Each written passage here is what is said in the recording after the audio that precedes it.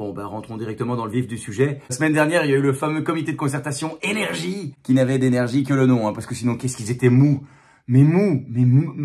En même temps, tu me diras, après s'être tiré sur la nouille toute la journée, ça fatigue, hein, ça fatigue. D'un côté, ils nous disent qu'il faut faire des économies d'énergie, et d'un autre côté, le Premier ministre se veut rassurant en disant, je cite, « On va pas imposer aux gens de faire l'amour dans le noir s'ils aiment laisser allumer, hein ?»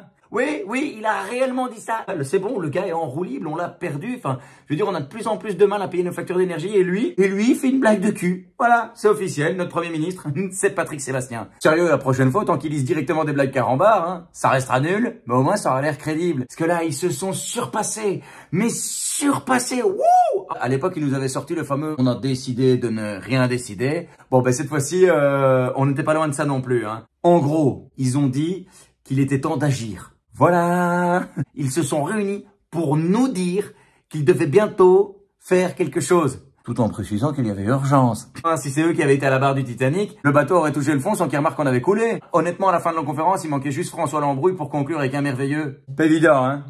Pas évident. Tu as une chose, pas évident. Une fois de plus, j'exagère, hein. Ils ont pris 2-3 mesures que je qualifierais de audacieuses. Ah ouais, non, fallait oser, hein.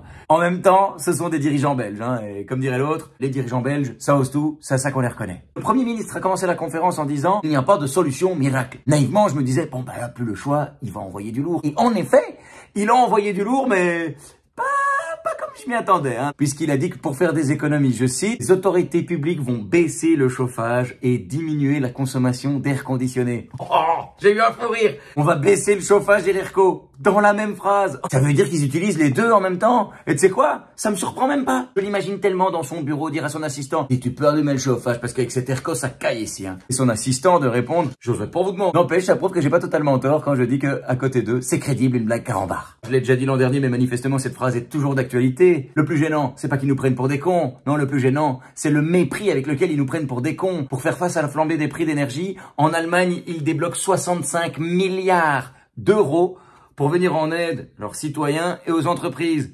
Pendant que chez nous, en Belgique, on va baisser le chauffage, hein.